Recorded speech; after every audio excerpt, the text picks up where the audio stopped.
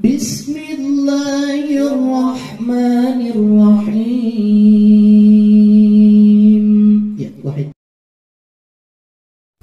Assalamualaikum warahmatullahi wabarakatuh. Berjumpa lagi dengan channel Majelis Pencinta Al-Quran Asy'arif. Menurut Al-Quran dan beberapa hadis Rasulullah, ada 6 tempat misterius di bumi ini yang belum ditemukan keberadaannya. Berikut 6 tempat misterius dalam Al-Quran yang hingga kini belum ditemukan. Yang pertama, Ainul Hayat. Menurut beberapa ahli tafsir, Ainul Hayat merupakan sebuah air kehidupan yang bisa memperpanjang usia manusia. Barang siapa yang meminum airnya seteguk saja, maka hidupnya akan abadi. Kehidupannya juga dijamin oleh Allah Subhanahu wa taala hingga kiamat nanti, kecuali dia memohon kepada Allah untuk dimatikan.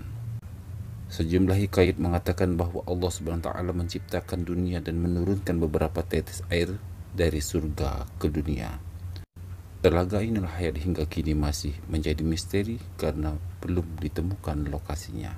Beberapa sumber juga mengatakan bahwa Dajjal pernah mandi dan meminum air tersebut, sehingga ia masih tetap hidup sampai saat ini. Tak hanya Dajjal, seorang nabi yang bernama Haidir juga dipercaya masih hidup hingga saat ini dikarenakan meminum air ini. Beberapa pendapat mengatakan bahwa letak telaga Ainul Hayat dijaga oleh Nabi Khidir. Telaga ini berada di Pulau Bermuda. Oleh karena itu, banyak kapal dan orang hilang melewati daerah tersebut. Karena di sana para setan berbondong-bondong mengelilingi tempat tersebut untuk merebut Ainul Hayat. Namun jika Pulau Bermuda memang berada adanya, sekali lagi hanya Allah yang mengetahui di mana sebenarnya telaga Ainul Hayat. Yang kedua, tembok Ya'juj dan Ma'juj. Ya'juj dan Ma'juj adalah sosok yang disebutkan dalam Al-Quran, dan keberadaannya menjadi salah satu tanda yang akan datang saat menjelang kiamat. Sedangkan keberadaan Ya'juj Ma'juj dihalang oleh sebuah tembok yang kokoh dibangun oleh Raja Zulkarnain. Perihal tembok penghalang Ya'juj dan Ma'juj ini lantas menjadi misteri. Bahkan tidak sedikit yang menyebut dan percaya bahwa tembok besar Cina diyakini sebagai penghalang Ya'juj Ma'juj yang dibuat oleh Zulkarnain. Konon kabarnya sekitar 50 km di utara Beijing ada sebuah desa di kaki bukit bernama Bedaling. Dari tempat ini, para turis dan berbagai belahan dunia bisa memasuki pintu gerbang menuju tembok besar Cina. Karena saking tingginya, tembok itu dikabarkan dapat dilihat dari bulan. Banyak yang menyangka bahwa itulah tembok yang dibuat oleh Nabi Zulkarnain dalam surat Al-Kahfi. Sedangkan yang disebutkan Ya'juj dan Ma'juj adalah bangsa dari Mongol Utara yang merusak dan menghancurkan negeri-negeri yang mereka taklukkan.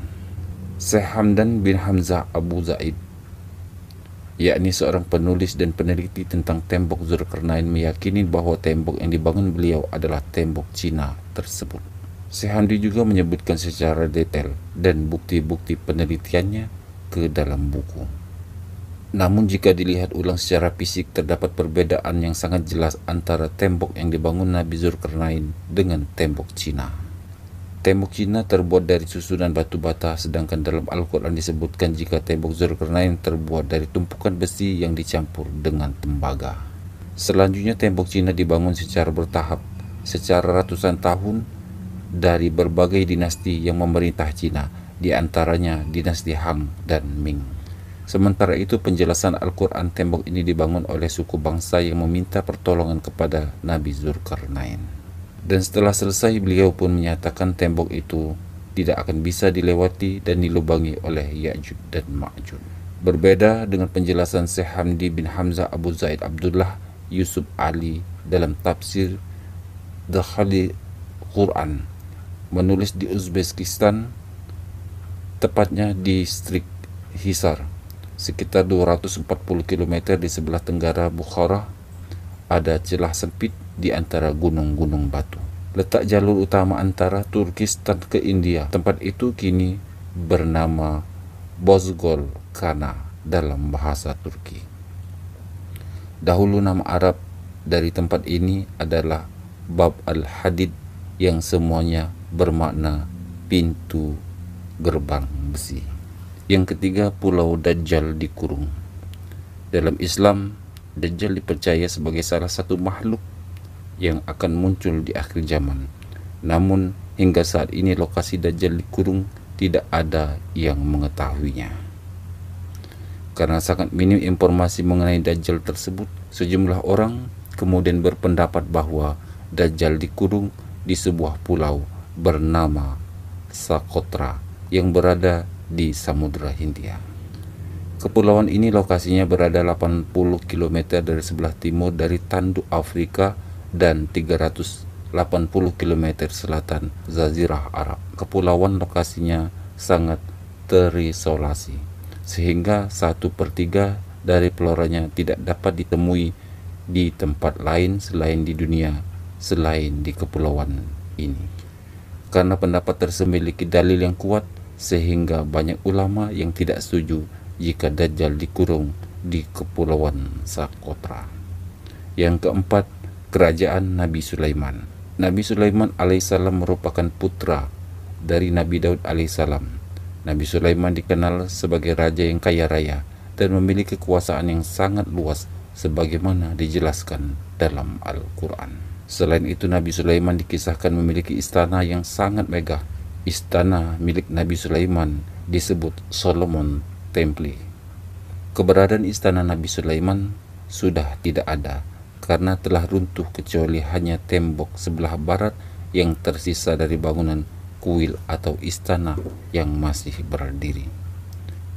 Orang Yahudi, sisa bangunan kuil itu disebut dengan tembok ratapan. Dalam beberapa riwayat, hancurnya istana Nabi Sulaiman bukan karena runtuh, namun diperuntuhkan oleh orang-orang Yahudi yang sombong dan angkuh. Hal ini juga dijelaskan dalam surat Al-Isra ayat 4-7. Kisah lain yang menyebutkan jika ciri-ciri istana Nabi Sulaiman adalah pintu istananya terbuat dari kayu zaitun dan cemara. Kemudian lantainya terbuat dari kaca dan emas. Bangunan istananya pun berwarna-warni seperti biru, ungu, hijau, kuning, dan lainnya. Dalam versi orang Yahudi disebutkan biru mewakili langit sedangkan merah mewakili bumi. Ungu kombinasi dua warna, yakni pertemuan dari langit dan bumi.